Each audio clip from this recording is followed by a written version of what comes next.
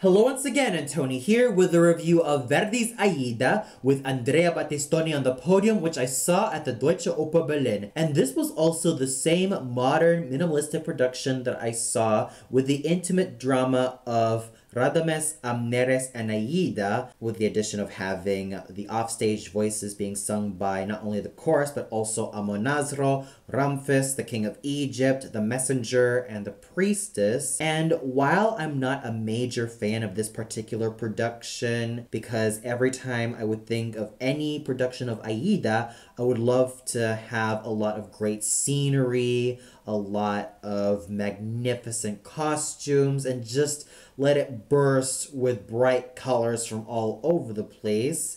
I still have to give it credit for really developing the intimate drama between Radames, Amneres, and Aida. So why is it that I saw this production again? Well, I would also like to coin this particular review as my personal night of the three kings. Yes, Ramfis isn't a king, but a high priest, but the king of Egypt and Amonasro are. And they were sung by three fine gentlemen, Ievgen Orlov as Ramfis, Andrew Harris as the king of Egypt, and Francesco Landolfi as Amonasro. So let's start off with Ievgen Orlov as Ramfis. And I also heard this gentleman as Sparfucile about 2 months ago, where he sang this role with Shaban Stagg as Gilda. And he does have a very fine basso voice, which is very useful for a lot of these dramatic roles like Ramfis and a lot of the classic basso roles like Philip II. However, there are times in the first few acts that he was kind of on the woolly side, but he got so much better in the later acts, especially in the judgment scene. He still has a very fine, plush, and round Slavic tone, which he has been very well known for. And he has a very strong and sturdy vocal presence that every time he opened his mouth, I was at the edge of my seat. That was just how awesome Mr. Orlov really was at this particular role, and I would really love to hear him in all of these great dramatic roles, because he definitely has so much potential and he definitely has a major future with these said commanding and strong roles. And he was just wonderful all throughout. Andrew Harris was a supple, round, rich, firm, and handsome king of Egypt. He was just in tip-top shape, as to be expected from someone like Mr. Harris. And he is just someone I have been seeing and following for quite some time, mostly because, as I stated before, he did start off in some of the more character parts, but nowadays it seems as though that he is heading to a lot more leading male parts, and he is just very wonderful as the king, as he had a very fine timbre, which he has been very well known for quite some time. And as someone who has been following his career for quite some time, he always exceeds in everything that he does, thanks to his plush, round, and riveting tone.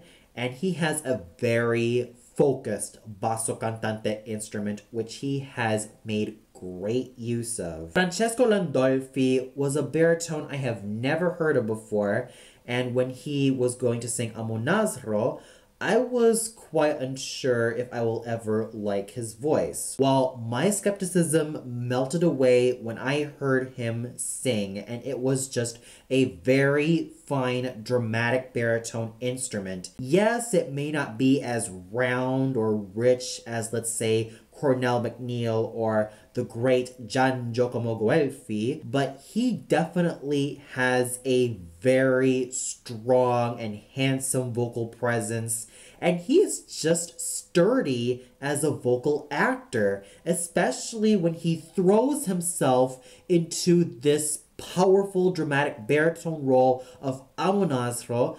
He just sang with such pure abandon, and he really sang his heart out, and he knew how to act with his voice.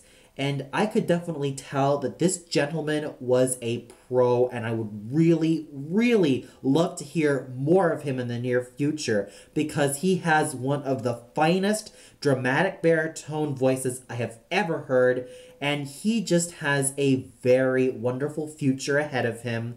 And I would really love to see more of this baritone if ever he performs in a lot of the great opera houses. He has a great vocal package, and I would really love to see him develop a lot more with this awesome package that he has. Now we get on to the main love triangle, starting off with Radames, sung once again by Alfred Kim. As I stated before, he does have a very fine and handsome spinto tenor voice, and I actually like him better in this particular performance. And he started off really, really strong, but in the last few acts, there were moments where he was fizzing a bit, but he still managed to have a lot of endurance and a lot of stamina to really make this character come alive. And even though I would have loved to have a more heroic tenor voice, a la Ramon Vinay, Mario Del Monaco, Franco Corelli, or John Vickers, Alfred Kim still manages to sing Radames with such fine musicianship, and he really knew how to use his voice really, really well, even though there were signs of tiredness with the Farewell to the Earth duet with Aida and eventually trio with Amneris. Yeah, he did crack a little bit, but it's a small dent to pay in what is otherwise a very fine package that Mr. Kim had to offer. He was a very fine singer as to be expected, even though my expectations for Radames are quite high. Anna Smirnova is a fine Amneris as to be expected, as I also saw her a year ago. Yes, there were times she was kind of hooty and kind of squally, but she was still able to compensate those shortcomings with her superb acting technique and her really fine, plush, falcon voice, which she has developed over time.